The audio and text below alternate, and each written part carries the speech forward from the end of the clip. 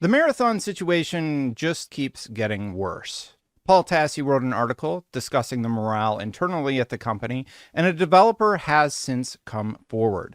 Now, in addition to that, I am working on a story and have a plethora of sources who have come forward. So if you have any information or would like to discuss current mood at the company, I would appreciate it. You can email me at thedestinedchannel@gmail.com. We'll get more into that into another video, but for today, let's recap what has happened thus far.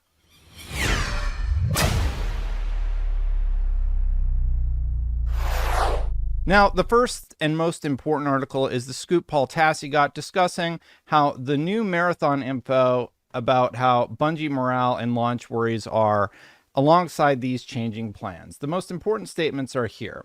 The public explanation for the Art Theft 1 ex-employee taking things in 2020 is the same one being given internally at Bungie among the rank and file. Now, we've also discussed how a bunch of the artists actually followed Anti-Real. Anti-Real's artwork was very clearly stolen and utilized. Bungie even admitted to so. You can check out my video about that I posted a few days ago. I don't think it's the only instance, though. Time will tell. That's just my theory. Sony and Bungie legal are now sorting through this, and there is unlikely to be any much new information as all of this continues to unfold.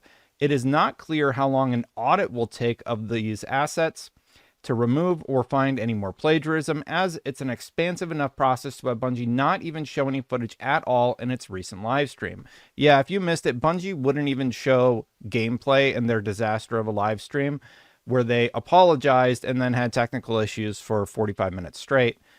They can't even show the game now. That's how prevalent the assets used were, and that's where we're at with the plagiarism. They now have to go back and scrub all of that from their game.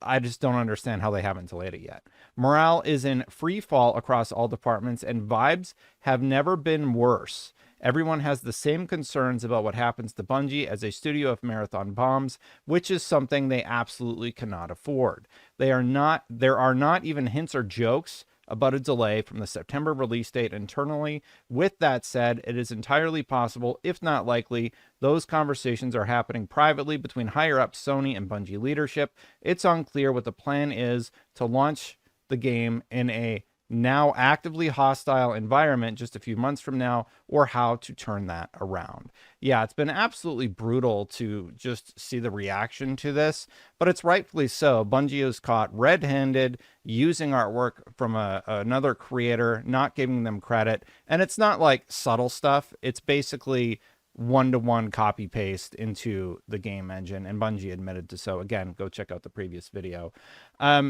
Some changes to future plans have been made. So we thought there was going to be this big alpha. They were going to do a big marketing plan at the start of the month.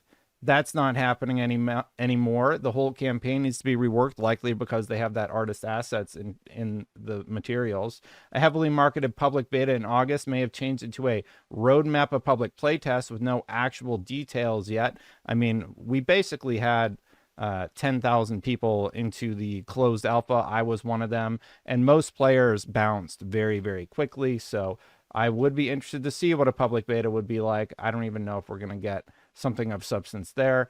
Marathon was originally pitched by higher up good old boy Bungie leadership, and as far back as 5 years ago, devs were telling him what would and wouldn't work and were often ignored. Many have said previously that it needed to have some sort of PvE component. Yeah, basically everyone's been saying that this game needs to be delayed or reworked for a long time now, even internally, and now this has come about, so there's a renewed interest. How much of a success does the game need to be? Let's take a listen to Paul Tassi, who had some comments in that regard. I heard this needed to be in the top 5 of like NPD sales for the year.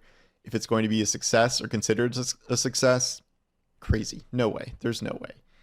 Yeah, I absolutely agree with Paul Tassi. There is no chance in any reality that that game hits the targeted number that they're trying to hit. I did a little bit of a live stream. I had my own technical disaster live stream because I was trying to stream to some new platforms. By the way, follow me on Facebook, please, because I need to get that new account to 100 followers. It would be very much appreciated. I'll link to it in the description. But here's what I said during that live stream. Bungie, given everything that has happened, if you don't delay Marathon, your company is probably done. You will lose control to Sony. Don't launch it in September. If you don't have a choice, I hope those of you who get your payouts enjoy your big payday. Yeah, that's the long and the short of my reaction. I do think that there is no reality where Bungie walks away from this scot-free if they launch in September. If there's some way they can make a deal with Bungie where they can retain the rights to their company somehow, but I've been speaking with some people anonymously who at this point, a former employee said, yeah, they might as well just sell to Sony. That report's coming out in a few days. I want to make sure I'm buttoned up on it. But yeah, let's continue on. Paul Tassi seems to agree with everybody. It's just over for Marathon. I mean, the sentiment already was super negative, but more reports are coming out that just describe a not great work environment. This report came out yesterday. Ex-Bungie dev says Marathon leadership was extremely toxic and humiliating to work with. Bungie leadership needs to be gutted completely. Here's some of the choice quotes from the article. Many developers working on Marathon have reportedly raised their concerns over the years. We discussed this in the previous video, especially about the push to keep the game focused only on PvP and not include any PvE features. As a former Bungie employee who worked on Marathon, I feel for those still at the studio working with engineering/Marathon leadership was extremely toxic and humiliating. I won't speak about the rest, but Bungie leadership needs to be gutted completely. Now, this is a former employee named Spirited. I spoke with several other former employees who described basically the same thing. At least that's what they're claiming the environment was like at the company. Again, if you have a different story, I would like to balance it out because it is going to be quite negative. So if you have a positive experience you would like to share, great. Come tell me about it. He said he left Bungie because their leadership is the worst I've worked with. He described rampant micromanagement, frequent toxicity, and violations of their core values and no ability to execute on their multi-franchise vision. Every day was a fight for autonomy and trust, said Spirited. Every day was someone telling me I'm not allowed to speak on any issue or problem in a professional tone. Every day was someone telling me my industry experience didn't matter and that some failed CEO knows best as our Sabrea lead. I don't know what that word is. It was on our minds since the last layoffs in October 2023 when we asked Pete and his response was that it was a lever he'd pull again. They need to flush out leadership completely. My team was excellent, but it felt like everything else prevented us from doing anything meaningful. So when I hear that they laid off another round of my talented colleagues and friends, I feel angry. They're not at fault. They're not the ones who need to be canned. And every round only strengthens their reliance on contractors and AI. No joke. Yeah, the reporting that I'm doing in the background is saying that apparently there is an encouragement to utilize AI to make great games even better, I believe is the quote. That claim is being made by a anonymous former employee. Yeah, I'll be discussing that whole video later, and it's not looking great, honestly, and I'm even more concerned about Bungie in the near future. So yeah, I can corroborate a lot of what Spirited is describing here, unfortunately. And that's the type of story that you don't really want to talk about. Bungie, if you don't know, is one of my favorite studios. I know I complain about their games all the time, but we all grew up playing Halo 1, Halo 2, Halo 3, Halo Reach, Halo ODST. Those games were phenomenal. They have a really special place in your heart. You might know me as a Destiny content creator. I absolutely enjoyed the many years that I would cover Destiny and had a great time doing so. So it's really unfortunate to hear these stories and hear about some other things that have occurred at the studio over the last few years. Thanks for watching, everybody. Hit that subscribe button, hit that bell to know when my content goes live. I will be posting another video about the whole Marathon Bungie situation probably tomorrow.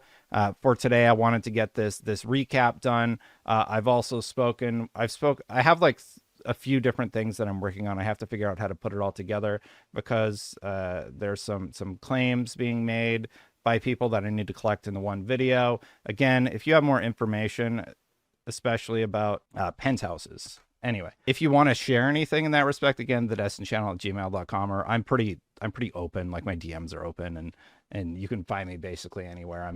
I kind of leave myself open like that to have conversations with whomever.